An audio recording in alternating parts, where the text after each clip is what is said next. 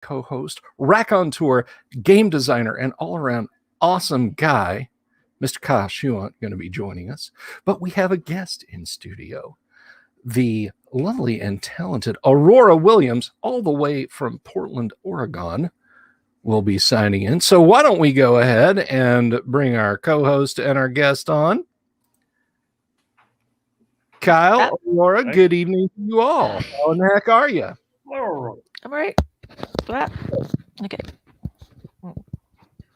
So, welcome to the live stream, everyone. Looks like it's all working. There we go. All right. Good to see you. Kyle, what's new? What's happening? What's going on, man? Oh, not much. Not much. There's a plague across the land. So we're all locked up in our homes, but we're all hiding in the castle against the hordes that are coming. Is this a new plague or the same old plague? Oh, I don't know. It is always a new one. We've had our potion of protection from disease, but the game master is pretty mean. Yeah, but at least, like we said to the game master, this is going to be one of those games where like orcs rape people and children die and stuff. And he goes, "Oh no! Children make their saves versus disease automatically. We won't go into that. It's a PG-rated campaign, so it's not too awful." And somebody cast create food and water and sent it to our front door as a care package. So the children were very excited to go and find. I didn't know create food and water could do bagels and smoked salmon and stuff. I'm pretty impressed by that. Oh my! I always just assumed it was manna, but man, bagels and everything. Why not? Why would your create food and water just be some horrible bland thing? Why would you not make it something more exciting? Yeah, I think a chaotic, neutral martial god would send MREs. And no hot sauce. Soylent Green. Say, how is Soylent? Yeah, you have food and drink for most of the party, but one of your party members disappears.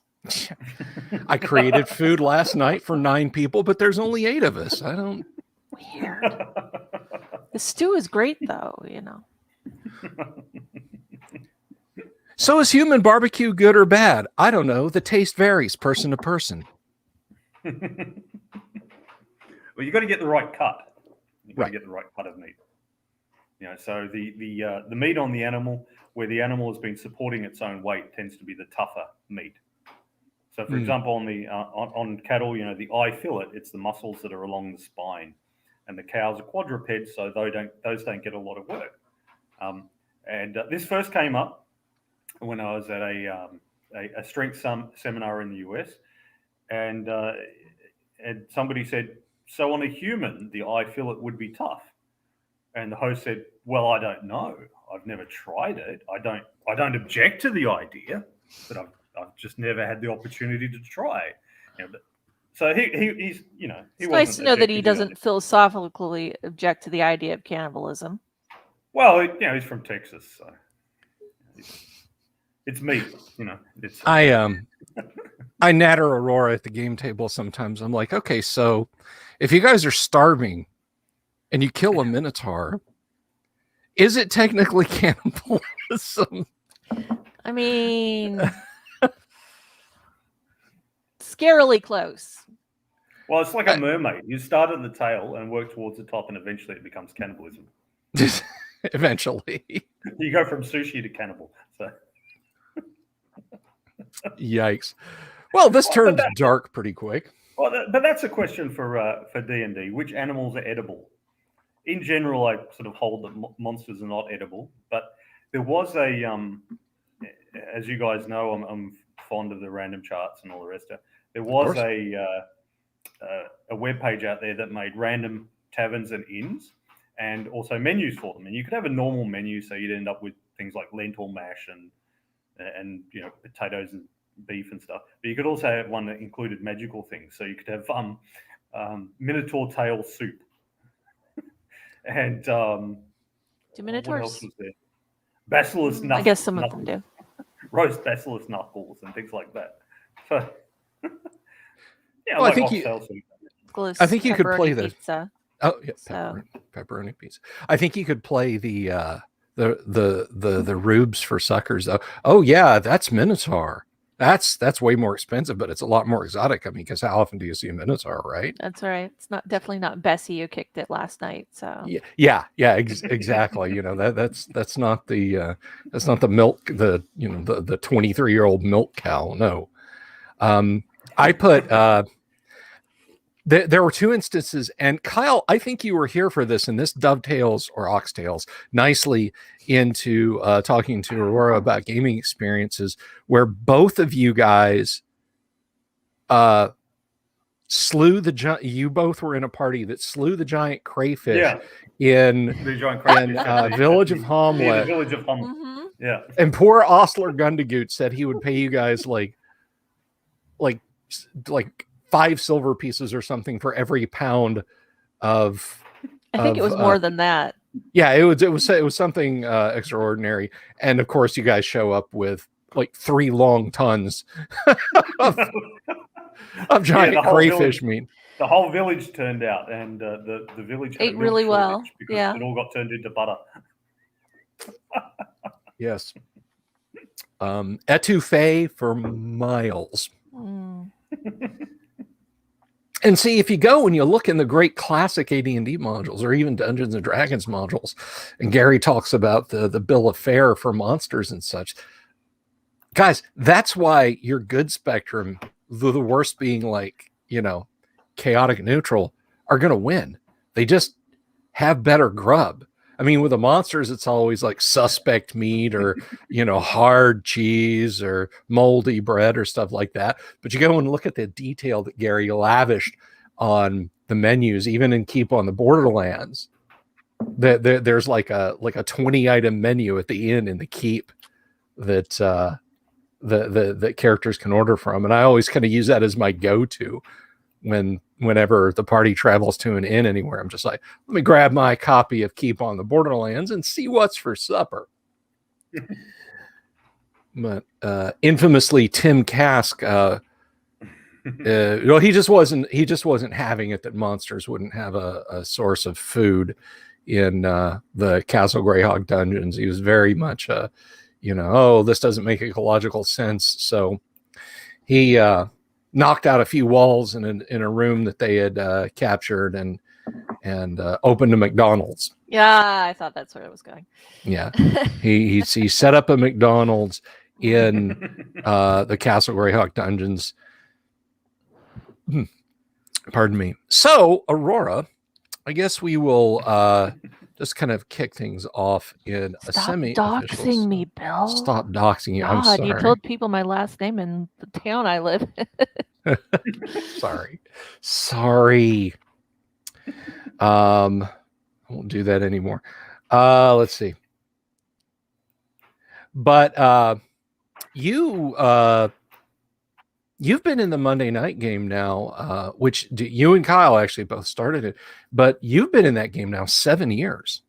This is 2014 when I invited you on board, and this spring 8 years you've been suffering under my DMing not leadership. with the same character the whole time though, because I started out with a halfling rogue in the game That's that right. Kyle is in.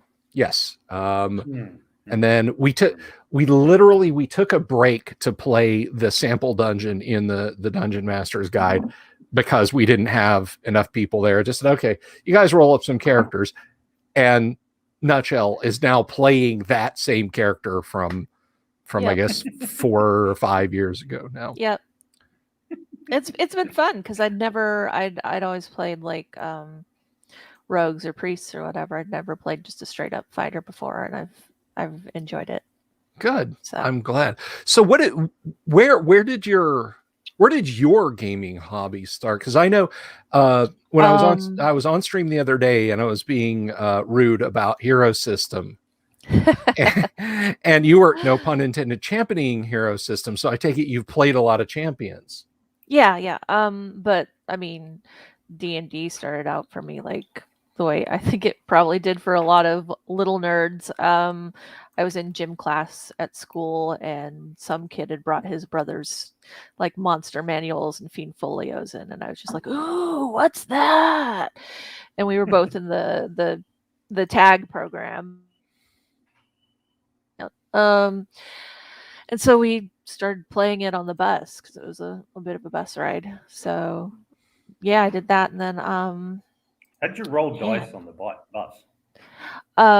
very carefully. I was thinking the bus moves around. Those things never have great suspension. Very carefully. Or is that just how you roll the dice? You just put it on the book and you wait for the bus to bump over a pothole, and then now it's rolled. Yeah. And then in middle school and high school, I had a bunch of friends. We played D&D, not first edition, like maybe like second edition or whatever.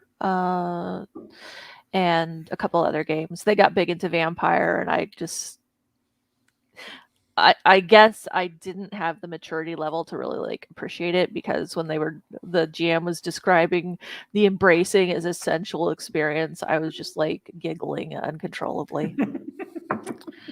So yeah, but and then gosh, there was a game store in Portland for a long time called Adams Family Games, run by a guy named Greg Adams. I think he lives in Reno now, but I'm not sure.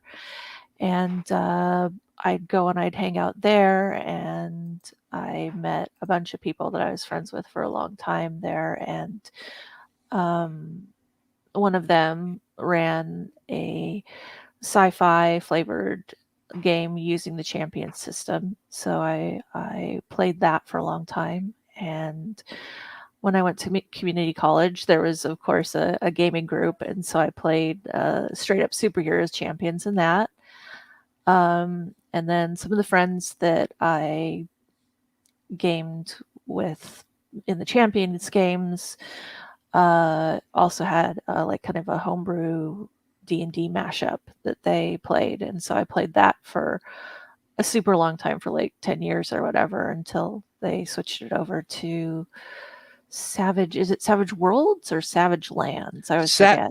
Well, there's a Savage Lands, I'm certain, but it's probably Savage Worlds. It's the one that uses playing cards for the Savage fight. Worlds. Yeah. So, and I've been playing that for a long time.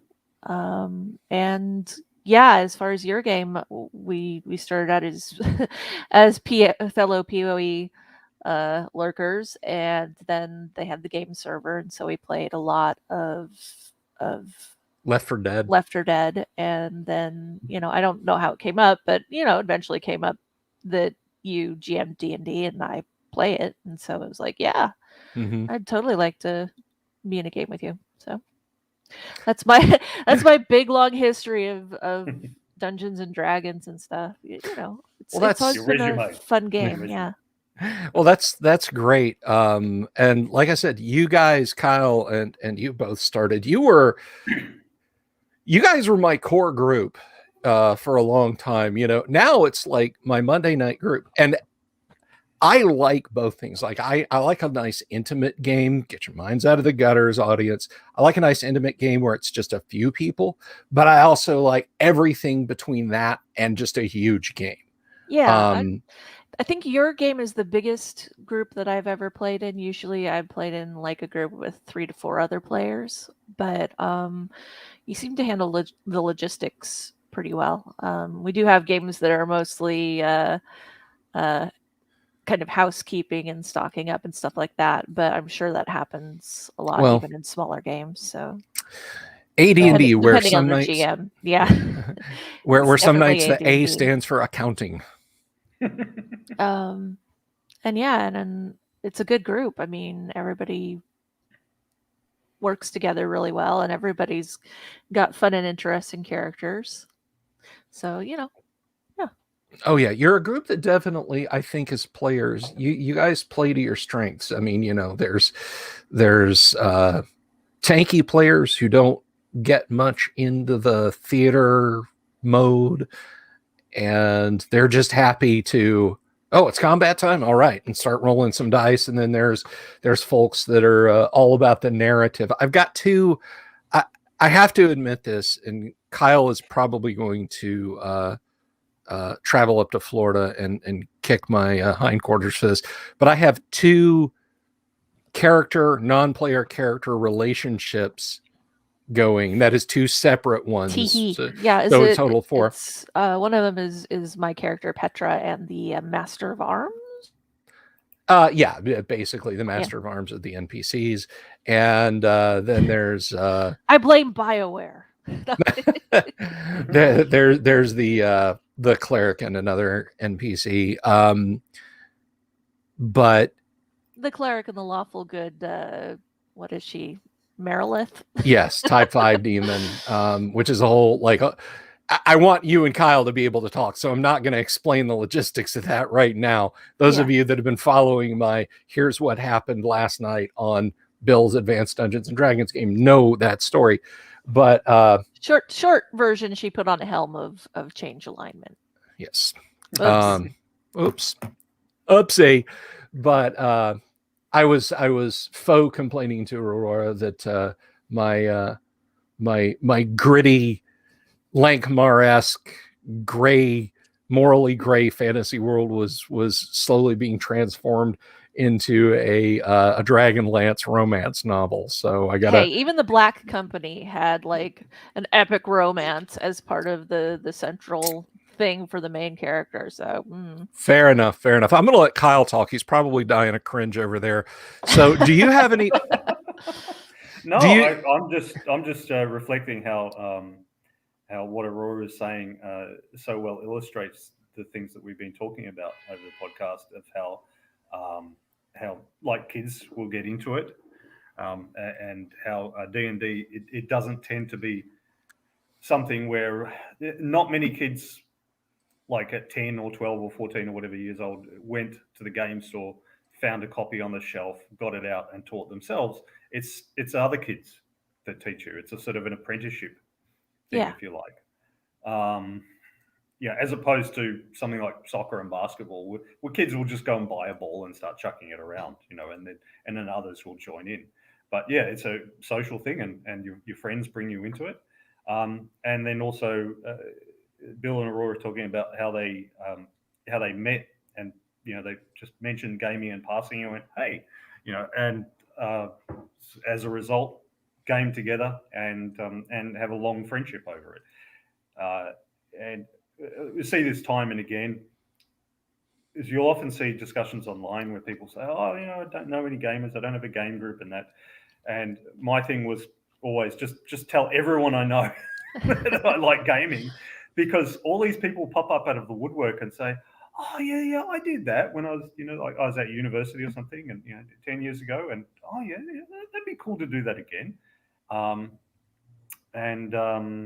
Bill knows the story, but Aurora and others might not.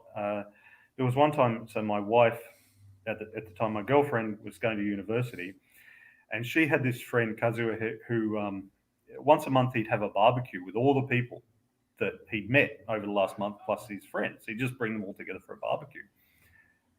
And so I got dragged along because, your girlfriend wants to go somewhere, so you go too. I wasn't that interested. I didn't think I'd have anything in common with a bunch of people who were going to university and doing commerce and tourism and things like that. But anyway, so I went along and I chatted to a few people during it. And then at the end, people are kind of packing up. And there was this one, strange East European guy who was hanging out there, and I started talking to him. And this is, back in before people just sat around on their mobile phones and stuff. But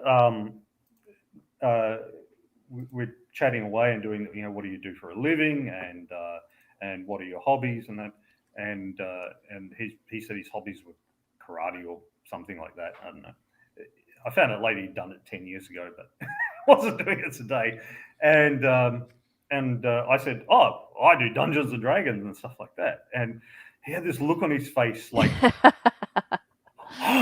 oh, as if like you're throwing a drowning man a life belt. It's like, oh yes, and I have to get your number. We I have to game.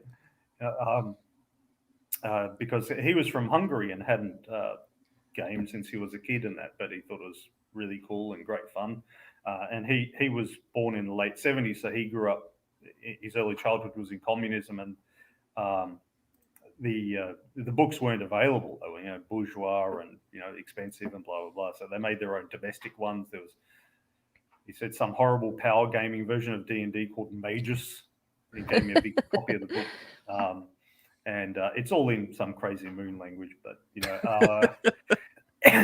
contends that it's a real language, Magyar. But I think it's a non-Indo-European language, so I think it's just made up. But anyway, I think it's some people don't believe that there was a moon landing. I don't believe that there's actually any Magyar. I think it's made up. Anyway,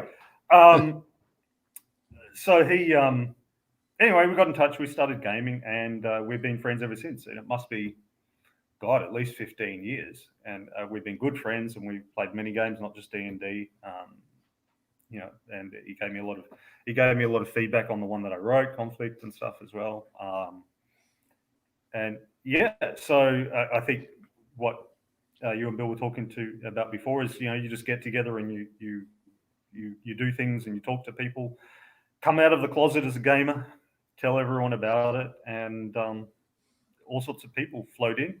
And before you know it, you've got, 12 or something at your game session. Yeah. Yeah. I'd love to have you there, but I don't think the time would work out for you. That would be at right when you're juggling kids and everything, Kyle. Like the guy that plays Brand in our Monday night game. I didn't even know him. He was somebody that a friend of mine played GTA 5 online with, and so I was playing GTA 5 online with them as a group, and I mentioned that I played D&D, and he was like, "Oh my God, does your group have an opening?" And I was like, "Well, I think maybe yes." Yes. And so I asked Bill, Always. and he's been in the game for several years now, and he does a fun job of playing his character. Yes, indeed. Yes, indeed. But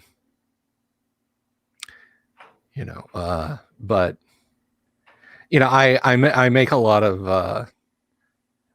of statements about my feelings on the internet today, namely that it's largely a mistake.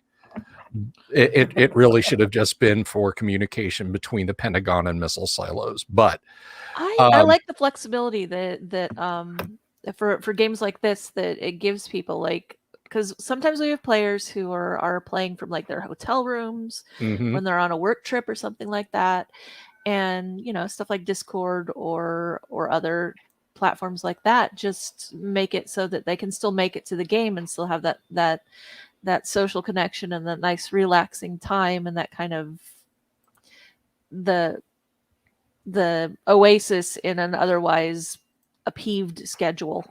Yes. And I mean, this here, when I get to stream with you guys, and I get to play games with Aurora, and Kyle and I are able to basically talk. I mean, even like in the mid 1990s, just, hey, I want to talk to Kyle. And I push a button on my computer and I'm talking to Kyle and I'm watching Kyle on the screen, would have been like a monumental effort of technology that would not have been possible without the support of NASA, the RAND group, the Australian government, and it was either that or $1.20 a minute phone call. Yeah, $1.20 a minute phone call. So in as much as you remember that, you remember doing the rotary dial, and it takes you like half an hour just to dial the numbers. Yeah, and you'd call them up, and you'd be looking at your watch, going, yes. Because we used to. I had pen pals in the US, and I had more. After doing the exchange semester in Indiana, but we used to like send each other cassette tapes or something. You just sit there talking shit into the into the tape player for so half an hour or something. It was a high bandwidth but extremely high latency voice packet distribution system. I like it. But without this, I wouldn't. I mean, I'd like to think that there'd be some way that I would find as nice a people as I have in my co-host, as I have in Nutshell there, and as I have in my audience in the before time. But if I have to take other people's shit postings and the screeching of Twitter and the howling void of other forms of social media to get to this point where I can play a game with now, once upon a time, and I don't know if Aurora is aware of this, but once upon a time, the Pacific Northwest was the plurality of gamers in the Monday Night Game. You guys held it because Steve was there. He's in Portland. Jeff, Jeremy, and there was one other person up there. And this is before we ballooned out to the size we're at now. Yeah. But this just would not have existed in the before time. So I'll take all of the baggage that has to go with it for the 3.5 hours a night on Mondays that I get to spend with you guys. Like, for example, there's Dan in the chat. I see you there, Dan. Hello. Sit Z saying hi. It's just a great opportunity that's been afforded. And the one thing though that I've told people time and again, as we are in the time of Andromeda strain, and some people are in places where they've been separated from their gaming groups, don't just sit and feel bad and feel like you can't game anymore. You don't, the 4K camera, the studio lights, the boom mic, you don't need all of that. You just need a simple way to connect to the internet, as simple as a mobile phone, and you can keep your gaming groups going. So we take the benefit, we take the blessing of the internet with the occasional cursing on the internet. So well, I always say the wonderful thing about the internet is that it has given everybody a voice. And the terrible thing about the internet is that it has given everybody a voice. So it's just amplified what we've already got. So indeed. But it's amplified the good as well. So for local game, Aurora, are you getting? Have you guys? I don't know what the situation as far as public gatherings and so on is in Portland. No. No. My group that we used to have in person, we've been doing over Skype. Oh, okay. But you are gaming. You are continuing. Oh, right? Yeah. Oh, good. Do it on Sundays. Yeah. Okay. That's right. You've told me that before because I bothered you on Sundays and you said, I'm gaming right now. This show is captained by a competent and observant individual audience. You guys fear not that I'll steer us on the conversational rocks. But yeah, that's what we've been doing. I see some of my friends in person. We usually get together like outside. There's nice park blocks downtown, so we'll walk and sometimes even get something to eat, but outside, and as it gets chillier and rainier, some of that'll probably get curtailed, but we may make an effort to still see each other and talk to each other. Good. That's really super important. Game on, I say, regardless of how you do it. And if anybody out there, if you've ever got any questions, I mean, Aurora's group, she's just talking about being on Skype. I do it via Discord. And yeah, I like Discord better, but Skype was something that some of the people could understand better. So yeah. And then sometimes you get on a system. Like I've had people say to me, like this thing that we're doing here on StreamYard, my system of choice has been, going straight into YouTube from my computer with OBS and then splitting out into Facebook. And some people are like, well, you can just use StreamYard, and it's like you don't have to fart around with OBS or anything like that. I'm like, yeah, but I understand how this works. So You've got your system kludged together, and that's I what have you're comfortable with. kludged. That is a perfect word to describe the level of technical essence around here. I have a lovely ass groove in the OBS chair, and I'm not about to hop out of it for too long. But for Kyle's sake, because sometimes, I don't know, maybe Kyle is like, if you took a globe and stuck pins in it for where the Discord servers are, he is the furthest from any of the pins, or what? But yeah, I don't. I find that Discord tends to multiply itself on my computer and suddenly take up 400 gigabytes of RAM or something. And my computer starts reacting like Keanu Reeves' head in Johnny Mnemonic. Where are you in Australia, Kyle? Yes. Yeah, I have a friend who I do Fallout 76 with, who's in Australia, and at certain times of the day, Discord and the Bethesda servers just go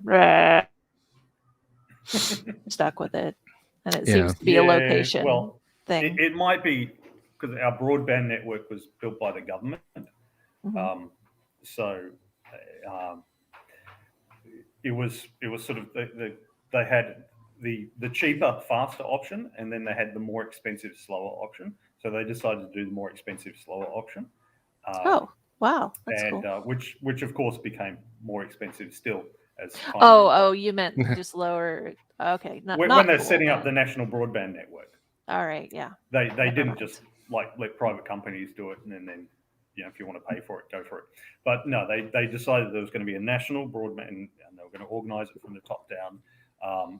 So instead of taking like a couple of years to do or whatever and costing $50 billion, it ended up taking like 10 years and costing $100 billion. And because they planned it years ago. And funnily enough, the Prime Minister at the time had formerly run an internet company called Oz Email. It was Malcolm Turnbull was the Prime Minister, but he still didn't really grasp like what will people need like really fast broadband for. Well, and it didn't seem to occur to him that if you just create it, people will find a use for it. And nor did it. Australia tends to be a bit parochial. I think it's the nature of a country where we don't share land borders with anyone else.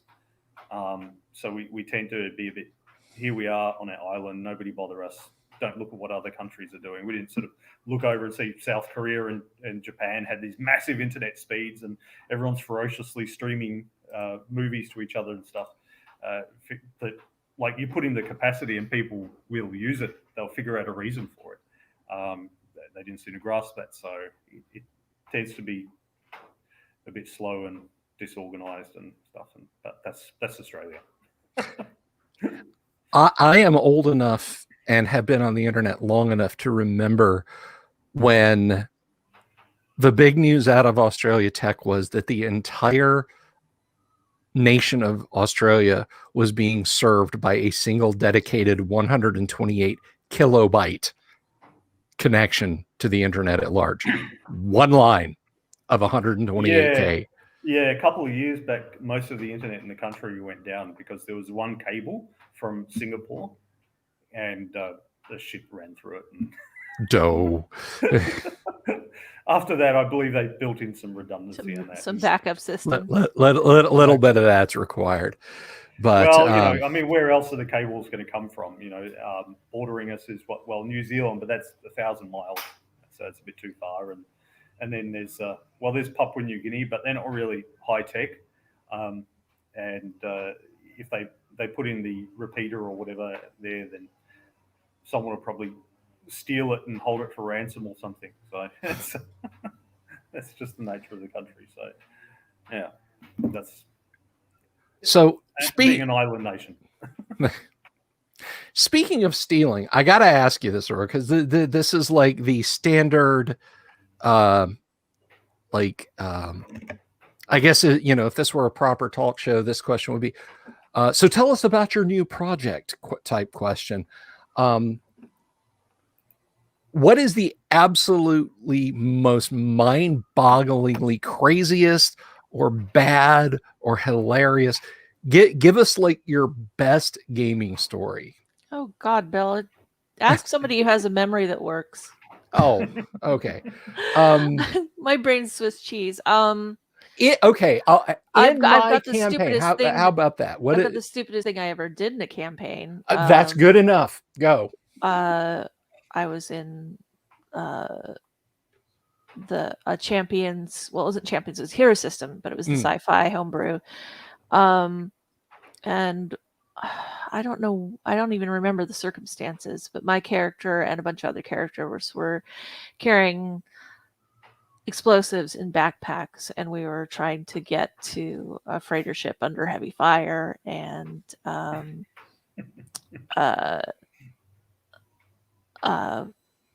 got shot. I could have just taken the damage and kept my mouth shut, but I asked the question, location. And so we rolled for location, and I blew up. Oh, dear. Gosh. Were you that kid in class who asked the teacher for extra homework and stuff? Or? No, I was the kid in class who had to sit in back and got in trouble because they were always reading. But in Bill's game, I mean, like, there's been so much stuff, like multiple dragons at the same time. The crawdad does stick out for me a lot, as does the basilisk pizza, but I think that's just because I'm a food oriented person. Cockatrice. I like Cockatrice, too what yeah, you did cockatrice. when you were a player alongside Bill in the little Aftermath campaign, and you guys took out the Joseph Fritzl type dude. There was the guy living in the bunker with his wives and daughters, and his daughters by him, and all that, and you just took that guy out into the woods and did what needed to be done. Yeah, a little summary societal justice on him. That is one thing. I missed that game because I was absolutely sure we were going to have a shootout with some apes. We were trying to get into like one of the newly established civilizations, one of the newly created cities, and there were like Planet of the Apes, like apes between us and them, and we had disabled a security bot. I'd used gunsmithing to make like the minigun that was just kind of sticking in its side. I took that and made us a support machine gun. Monkey's got a gun. The monkeys did have guns. And we like literally it was just like next week. Okay, we're going to set up for an ambush. And we're going to take these monkeys down.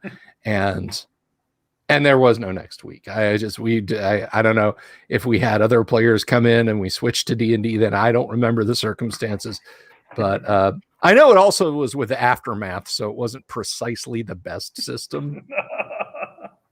Yeah, that was crazy. But Aftermath, for those who don't know, it's one of those crunchy early 80s systems which said, how do we get more realism? Obviously, with more detail, more charts.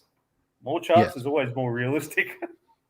Well, I guess actually the weirdest and also very fun game that I've ever played was what is it? Is it Unknown Armies? I think it's Unknown Armies. Yeah, I know the title. I haven't played the game, but and that was just bananas and a lot of fun. I mean, there was like a mashed potato dispensing machine in the woods, surrounded by dogs who would encourage you to eat the mashed potatoes, and then you would be able to commune with the spirit of the city. And yeah, you had hippies growing hallucinogenic stuff so that they could take over a pocket dimension that was Christmas themed. And yeah, my character was a dipsomancer named Molly Golightly, who became the party queen and reigns forever at the best Denny's. So that I feel like I just drank from a fire hose. That's Unknown Armies, though. Unknown Armies is like magical urban schizophrenia. Yeah, it's a lot of fun. That's how did that get under my radar? I need to get me some Unknown Armies. Well, and I don't know if it's part of the system. I suspect it is, though. But the GM had us all submit like random pictures that we found off the internet, and they went on a pin board and all became elements of the story. So, like the mashed potato machine and a mashed potato vending machine that intelligent dogs encourage you to eat from, so you can communicate with the spirit of the city. Yep.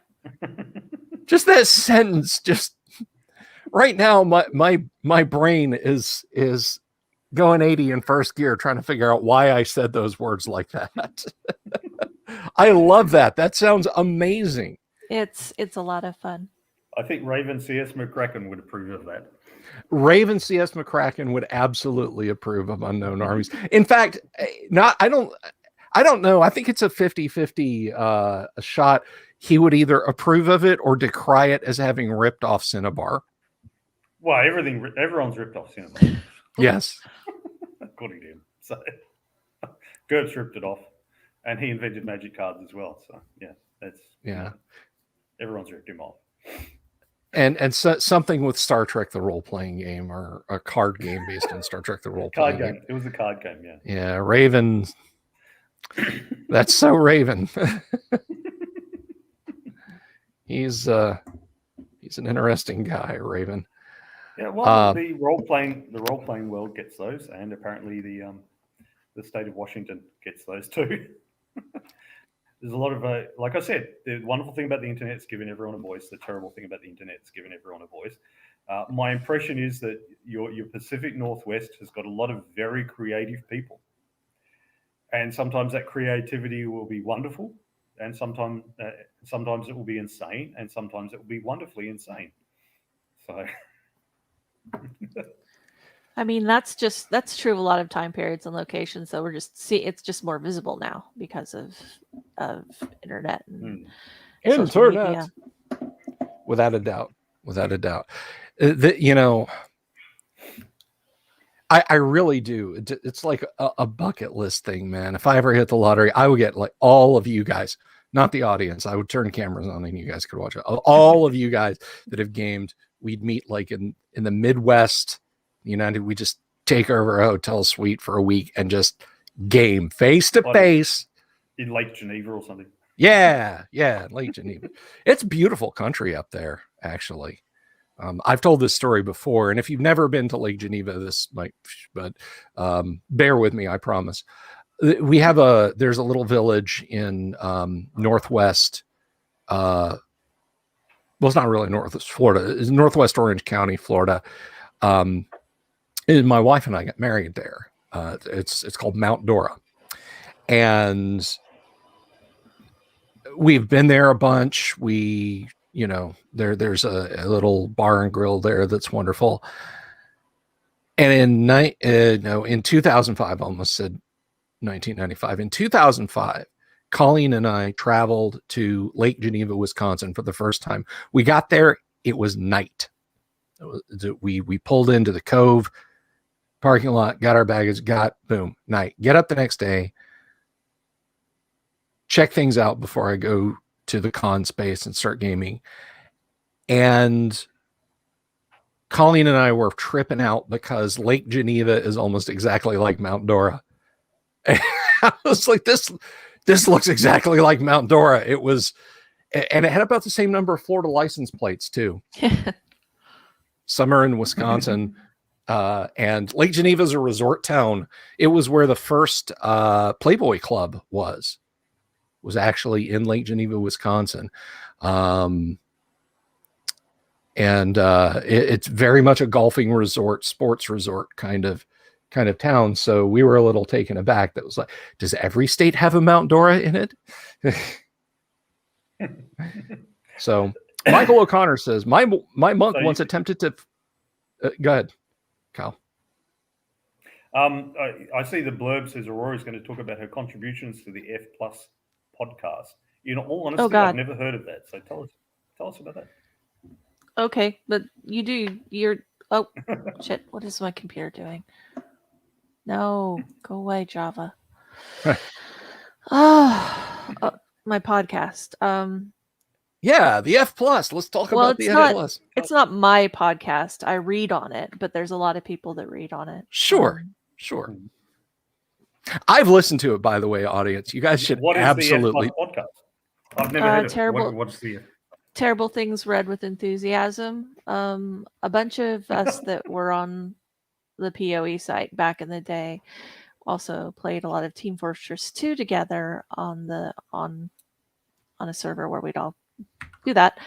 And I don't remember now who started doing it first, but somebody started reading like bad fan fiction over general chat, and then somebody else started reading some other stuff, and it became kind of a thing, and it got popular. And so when the guys on the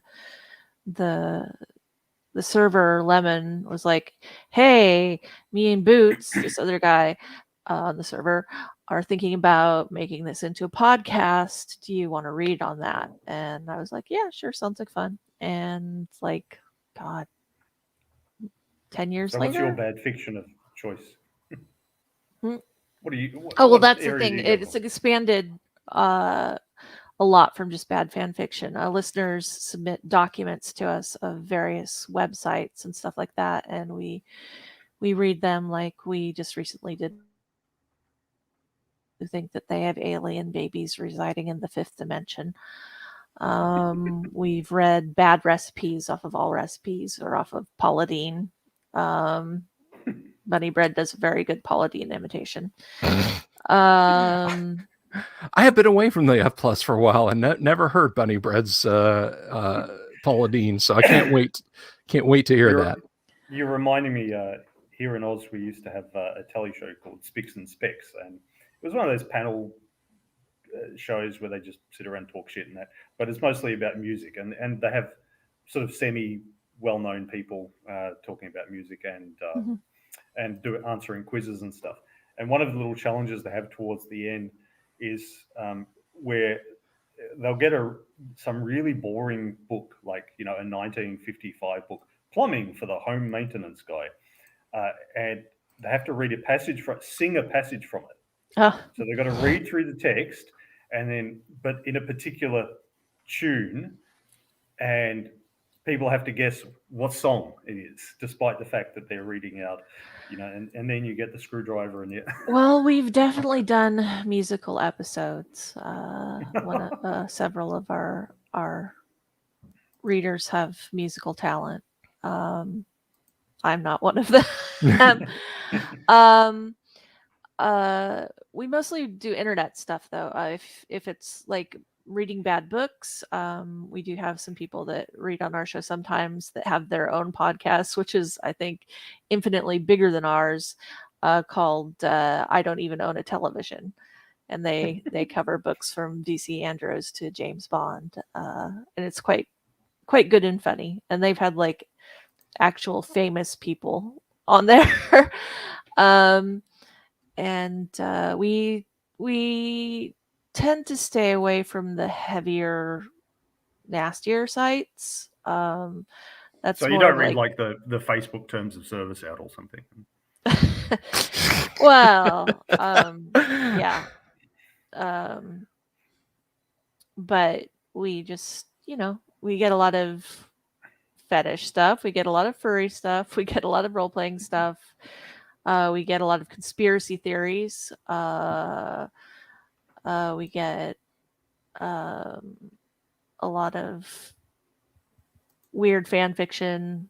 Like I said, we do recipe episodes and stuff like that too. It's a big old plate of what the internet has to offer. But... So at the risk of setting myself up for heartbreak, when you say role-playing game sites, any memorable ones stick out? Renzo is dressed in a costume was an episode that we did that had just some very interesting descriptions of people's characters from, I think, from Mushes and Moo sites, but I'm not quite sure. It's been a while. Most of them were highly physically improbable. But that's the one that sticks out to me, honestly.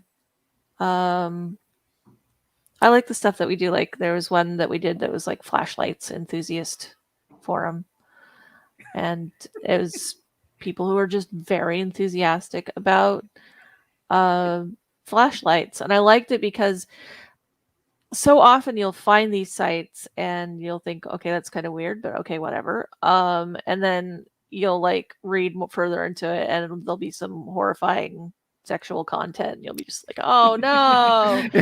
So I love it when we read websites and there isn't anything like that. You're like, you read the whole thing, and you're like, no, these people are just really, really into flashlights, and good on you. You're set if the power goes out. That's cool. So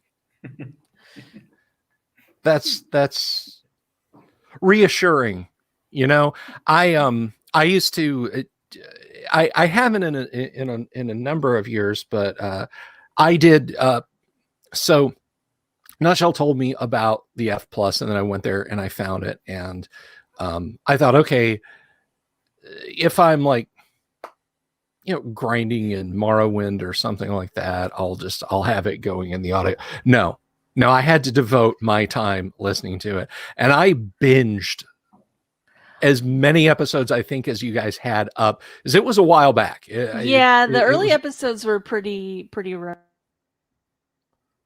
I'm sorry. Somewhat. The early episodes were pretty rough. We've improved somewhat since then, and like 10 years we've been doing it. I hope this show is that good in 10 years. But yeah, no, I know a lot of people. It is a bit more professional than when you started, Bill. A lot of people, it seems, listen to it like on long drives or bus rides or stuff like that. We've gotten a few lovely letters over the years about people who are like, hey, this really, you know, cheered me up and kept me going when things were feeling kind of grim and bleak. And so thank you for making me laugh. And that's always, that's like the best thing to hear that. And all the fans of the show are pretty awesome, cool people. And we even have our own fan podcast, which is also awesome and cool, called Extra Credit, run by my friend Shell Game. And they take some of the documents that get kind of rejected by the F plus for various reasons and read them. And they've come a long way too, and their show is super awesome and fun. And I've read on it too a couple of times. So that's great. That is wonderful. And I have to say, when you were talking about role-playing games and you immediately started talking about mushes and mucks, I was so relieved, because I'm going to be honest. I've been on enough role-playing game message boards, pen and paper role-playing game message boards, that, I mean, far be it from me to tread on F plus turf, but yeah, I've seen plenty that, like, yeah, this would definitely qualify as terrible things, and if they read them with enthusiasm, it would be quite a thing. But yeah. But you guys should definitely check out F plus, though. It is great. I put the link in the chat there. Avail yourself of it. It is it's great. I mean, if you don't believe me, go pick one at random, because I can almost guarantee you will be amused and pleased by what you find, or horrified and disgusted, but that might be your thing. And if it is, then you have a website. Please let us know at the F plus. And exactly. But it does kind of carry forward from the Portal of Evil days. Yeah. And I have to say, with more than just a little bit of pride, that for the brief time PoE was around for a good 6 or 8 years, and I guess I came on at the last few years there. I did make some good friends there. I mean, and for all the pointing and laughing at things on the internet, it was it was a fun place to hang out. That goes back to the whole thing, my polemic about the internet is terrible, but the internet is also wonderful because you can meet cool people from time to time. So it was thoroughly enjoyable, and it's good to see. It is very pleasing to see that the F+ is still going strong after all of these years. Yeah. It's very, very, very fun. So do any of you folks out there in the audience have any questions or comments for Nutshell or for my co-host or for me? Feel free. We've got a good audience tonight. Well, good for this live stream anyway. So feel free to chime in with any comments as we're talking. Don't let us talk over any comments and questions you got for our guest, please. Michael mentions dying in Traveler character generation. Hey, I even got the T-shirt. So I'm not Traveler. It's an important thing. It's an important thing. I reproduced that to a degree in Conflict. You couldn't die during character generation, but eventually you just get kicked out of service. And there was the opportunity for having mishaps where, because you've got 3 attributes: social, health, and education. So you get kicked out. Social, you lose a point of social, and you committed some act of theft or violence or the like, leads to a bad conduct discharge. If this takes your social level below 0, assume they're imprisoned. It's like, no, you just get out. Health, injured in training, wounded in action. And the education can drop too. Excessive drinking or head injury, psychological trauma, or perhaps just too damn long in the infantry. If this takes education below 0, assume they're now institutionalized somewhere. And then 6 is best. Roll twice more, ignoring it after. So you could just get all things. You just get messed up. You can get kicked out of the service because you're just too hopeless anymore. So I reproduce. I think making character generation a bit of a game is good too. You just roll it up. I think long-time viewers will know I'm in favor of rolling things up, because you sit there trying to decide. There's too many options. You'll be there forever. You get the GURPS thing with the whole phone book of options, and it just takes. Just roll it up. 3d6 in order. Choose a class. Go. Yes, 46 discard lowest arranged to taste is the best way. You're right, Kyle. Anyway, so we have a question. He only says that because he's at a safe distance. Exactly. I can only say that from here in the Delver's dungeon in an undisclosed location in North America. Kyle doesn't have rapid strike capability yet, so I'm safe here. Well, I didn't get my Jewish. I'm disappointed. He's I'm Jewish, in Florida, and I Kyle. Ah! But I'm disappointed. I mean, there was that senator or whatever she was who reckoned that there were Jewish space lasers. I didn't. Where's my space laser, damn it? I don't know. Just orbital strike. Look, my dad was a Freemason, and I have yet to find the doorways to the Illuminati caves full of gold, Kyle. How do you think I feel? Well, yeah, I know. There's supposed to be a Zionist occupation government. I never get invited to the council meetings, man. Where's my share of the riches? Exactly. What do we sacrifice all those babies, and what do we get? Nothing. It's ridiculous. So we're going to kick the first question from the audience. How about it, Nutshell? Have you played any R. Talsorian games? Any Cyberpunk? Anything like that? I have no idea. Okay, tell me which games are Talsorian. Cyberpunk 2020, Mechton, Ninja High School, I think, is another one. Castle Falkenstein. Okay, I played Cyberpunk. Yeah. I played a a supplement of it called When Gravity Fails that was a Middle Eastern setting that was really neat.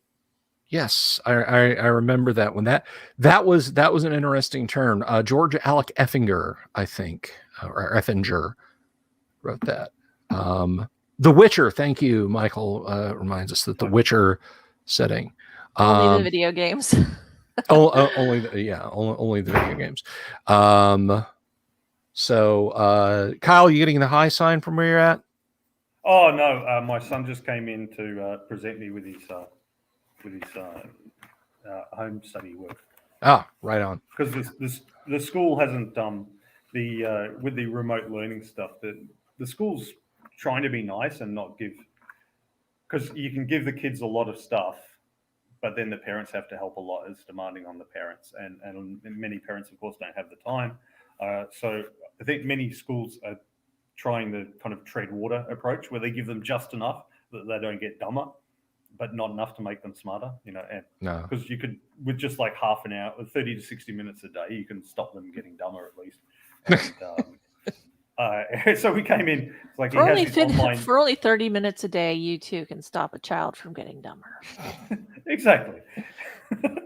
And he had his little Zoom meeting with the teacher in class at 9:00 this morning, and 9:30 he finished, and like 9:45 he comes into the lounge room and he's like, "Oh yeah, I'm finished." I'm like, "What? How did you finish the work?" Well, I finished it all like a week ago. He hasn't given us much, so I gave him a bit extra to because he kind of, I don't know, people need a sort of a schedule, and that it's a bit difficult.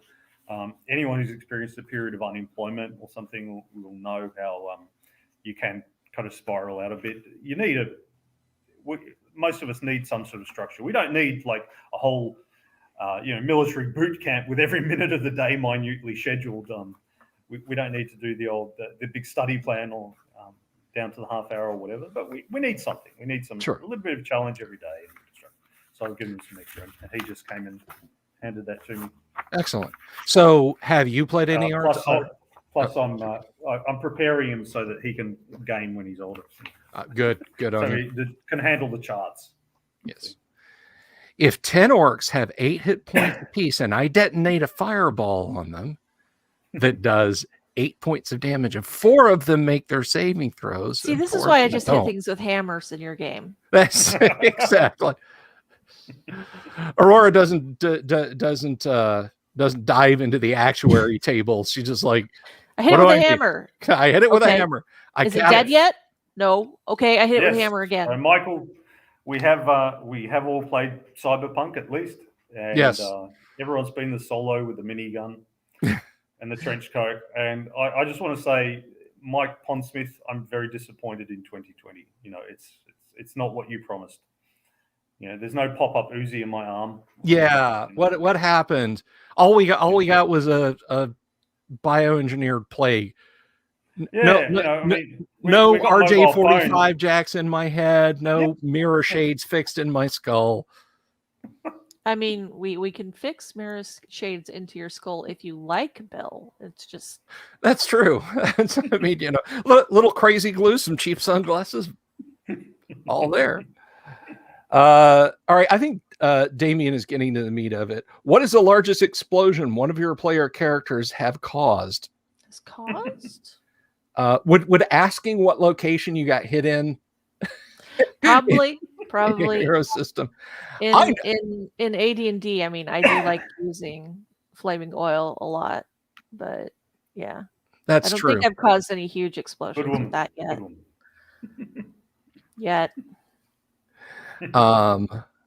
Well, I've told Bill before I had some players once back when it was, I don't know, 16 or 18 or something like that, and they, of course, had got themselves into a fight with the city guard, and they were fleeing the city.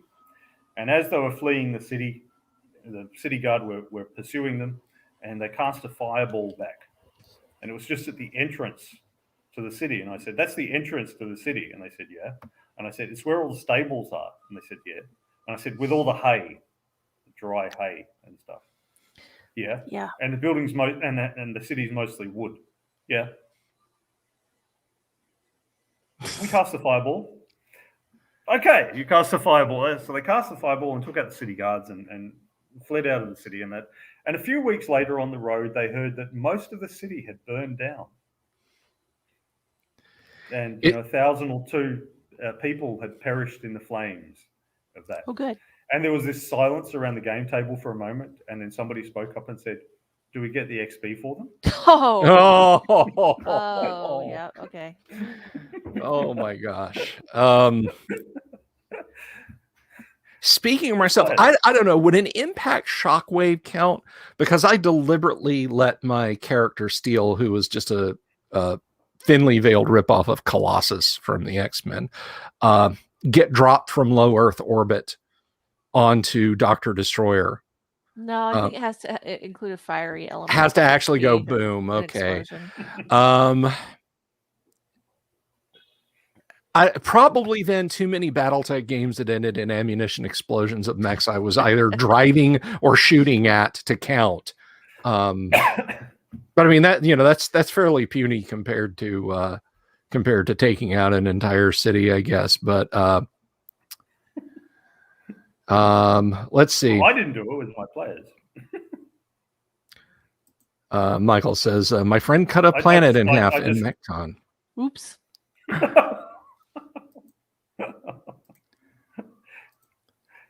I keep thinking though of that bit in the Aftermath rules, where it talks about the effects of nuclear weapons and so on, and it says at one point, the effects of nuclear weapons, including the larger ones, and then it says something to the effect of, there is not really any reason for the players to ever get their hands on more than one city buster during a campaign. And I thought, more than one? How about even one?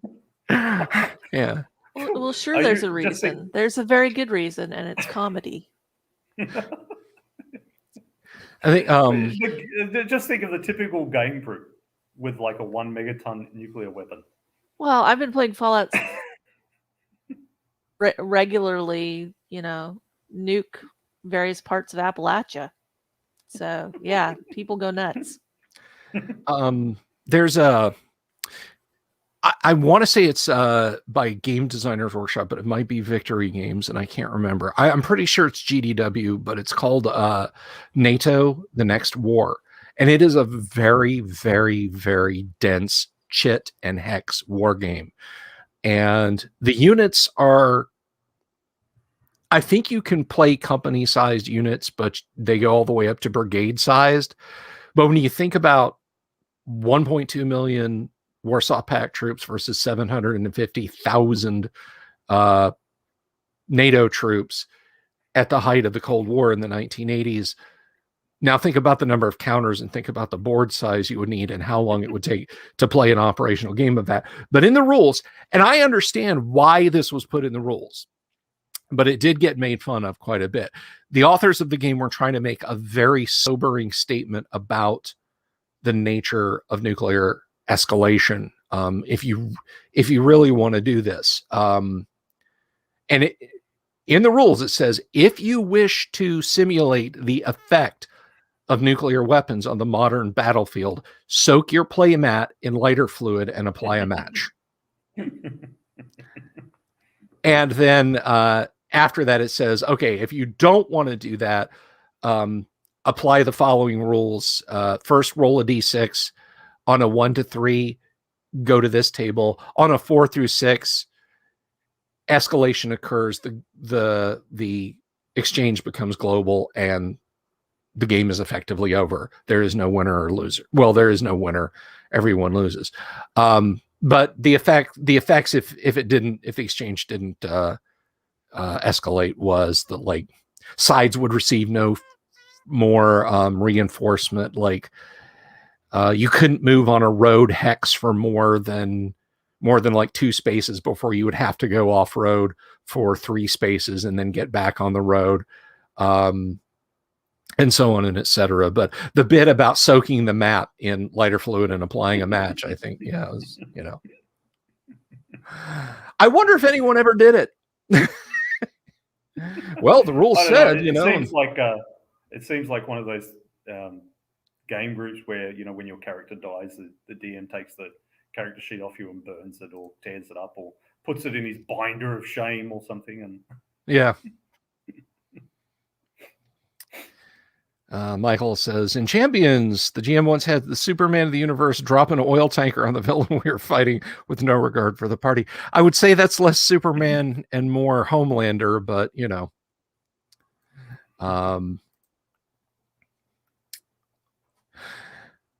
but yeah, role-playing games, man, it's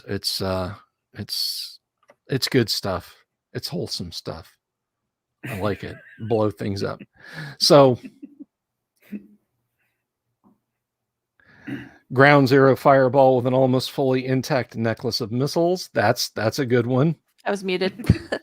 I was going to say I greatly enjoy explosions as long as they're confined to tabletop and video games. Yeah, without a doubt.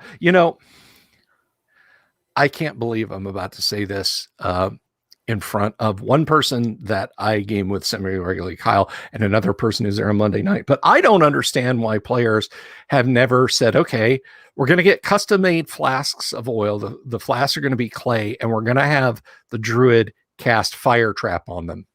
Well, we didn't have a druid until really recently. That's true. But thank you for the idea, Bill. I know. Oh, what's that? You want a law rocket? Here you go. You just, telescope the tube and blast away. Probably mostly because we, destroy ourselves in the process, really. That's true. Can't be trusted with anything beyond flaming oil. So a slip and a fall in a dungeon followed by some egregious saving throws on breaking glass would, so hilarity would ensue. There's plenty of fun things for players to do and to themselves without me having to step in and start making item saving throws on the player's attempts to create nuclear hand grenades. That's right. Although I hope you're writing down all the good monster ideas that pop out of my brain mid-game. Oh, yes. I'm not sure you're not meant to give the GM ideas. Everyone knows that. Oh. Don't ask about hit location. Also, well, I've learned that lesson. Whenever you ask what the weather is, it's always raining. Yeah. Well, that is the one thing though that you never need fear in an AD&D game I'm running is hit location. Just Gary said it best. This is not a realistic game. If you want a realistic game, go find one. It will be slow. Or if you wish to add realism rules into D&D, it will slow the process down. So, I find that Nutshell saying I hit it with my hammer is sufficient.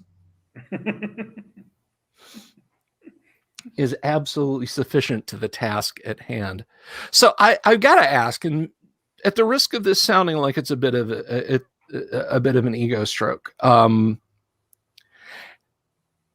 we've kind of discussed this on the side, but I guess for the sake of our audience, as someone who didn't start with classic, although I guess the definition of classic is kind of broad now, I still think of second edition AD&D as the new version. But how do you find old school D&D? Nutshell. How like the system itself? The system you're itself. You're probably not going to like the answer, Bill. I'm probably not, because I find it annoying and overly complicated. Fair enough. Yeah, no, the only reason I'm playing it is because you're a fun GM and you make it fun.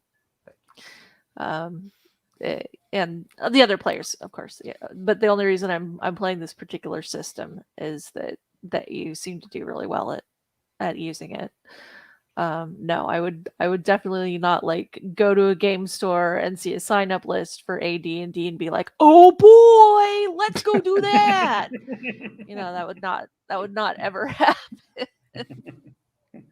Well, I think I've definitely, I'm still around. I've definitely been having fun playing it. Good. I'm glad. And that's, and part of that is adjusting to the system from having played later editions, like the whole AC thing. Like, I always forget, is it better when it's low? Is it better when it's high? Because it's like, it's different from the other versions. Yeah. Better for who? Better for who? But before Kyle tunes into a pumpkin, I think I will give him the talking stick, because Kyle, what in order for our audience, for our guests, what in order are the most important tenets of tabletop games?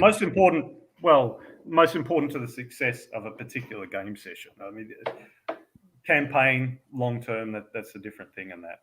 But yeah, this particular game session, number one, the people there. If you've got the good people, you know, if you've got a bunch of good friends who are there in good faith and trying to have fun and not trying to mess things up or find a loophole in the rules to drive a cavalry division through and stuff. If you have good people there, that trumps everything else. And then there's snacks. And it's simply because role playing is a social, creative hobby, and you know what do you do? You you go on if you call someone up for a first date, you don't say we'll go and we'll talk. No, you say we'll have a coffee and dinner and maybe a movie. You know, you're going to share food.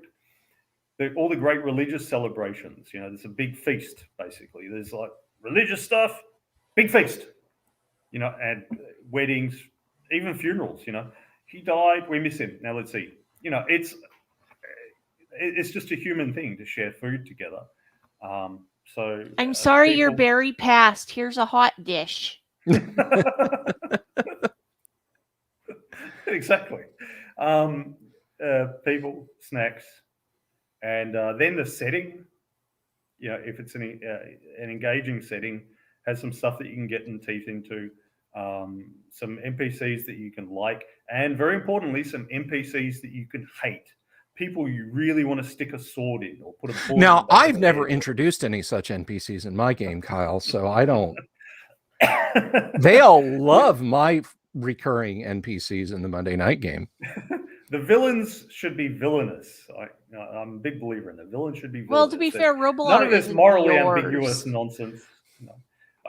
I do enjoy sometimes when the villain explains and rationalizes, and the players go, no, wait, what? Stab. Well, Robillard isn't really a villain. He's just kind of a dick. And dead last is the system. So that's basically what Aurora was saying, that, you know, she doesn't like the system much, but she's still been playing the game for 7 years or something. So I got to be doing something right. Yeah. So either the system isn't that bad, she's overstating it, or all the other elements. All the other elements, the people and the setting and so on, bring her in. I don't know about the snacks. That's one of the difficulties of online games, that you can't share snacks. But yeah, so we share recipes and talk. Snacks, setting, system. People, snacks, setting, system, in that order. You know, and us old grognards, you know, we like to dig into our systems and even write them and stuff. But really, they're the least important thing for the success of a particular game session. You know. Indeed. And we always appreciate that wisdom from you, Kyle. It helps keep us straight and focused. For sure. So I think we're probably going to wrap up here in a few minutes. But we got a good closer here, because I think I know Nutshell's answer on this, which is the same as my answer, because I DM the game that she's in. So I'll let her take this one first, and then Kyle, if you got to go, that's fine, or if you can stick around for one more, that's fine. And this is that's Kyle's wisdom. But have any of your players ever wanted to use monster parts to craft weapons and or armor using monster parts outside of dragon scale? Yeah, I mean, yeah. Heading out. All right, Kyle, peace. Be well, Take my care, friend. Kyle. I mean, yeah. All of us have. Yes. I mean, that's the constant question is, can I make it into armor? Is it a spell component? Can I eat it? Yes. The band it's already dead. Might as well. The Band of the Phoenix is a one-troop pharmacological company. They have kept the alchemists and sages. Pharmacology and specialty meats. Yeah. That sounds like something. Have you seen Disenchantment? No, I haven't. Oh, it's great. I think you would get a big kick out of it. That sounds like something you'd see on a town sign in Disenchantment. It's from Matt Groening, of course, Futurama, Simpsons, and so on. But it is an epic fantasy story. And centers around a reluctant Princess Tiabini, who prefers drinking and punching things to princessly pursuits. Yeah. And the kingdom she lives in, Dreamland, that pharmacology and specialty meats would absolutely fit as a sign on any one of the buildings in her kingdom. So I will put Kyle's wisdom up there. People, snacks, setting, system. Do you have anything to add to the quadrilogy of concepts for good gaming? No, I think that pretty much covers it, honestly. Right on. Yeah. So I think we're probably going to wrap up here, guys. It has been an absolute gas having you on board, Nutshell. Will you come back? Sure. Good. Now I don't know how much more fresh information I've got in me, but yeah, I'm always willing to hang out and be like, we'll fill you up with good gaming stories between now and then at my table, and of course, oh boy, your why are you threatening me, Bill? Why am I threatening? Now you can tell them about how your character got turned into a cow. Oh God, Bill, why? Don't want to. No. No. Anyway, no, I would love to have you back. Now, this, believe it or not, folks, is not her first appearance. Back when I did that, how should I say this? Less than technically brilliant 1-year live stream anniversary show. I opened up Discord and I said, hey, you can come onto Discord and you can be a live guest on the show, because I did 8 hours. I did like, and I was just watching, and you were like, hey, can you come in here? And I'm like, oh, okay, I'm awake. All right.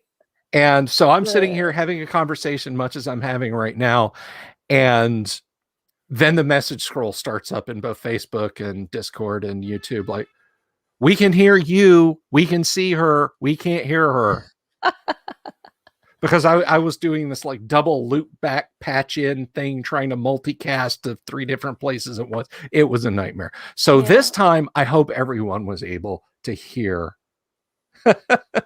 So, and I figure if they were, and they've had as much fun as I have, then we will have erased the somewhat less than technically ept occurrence on except that you just reminded everybody about it.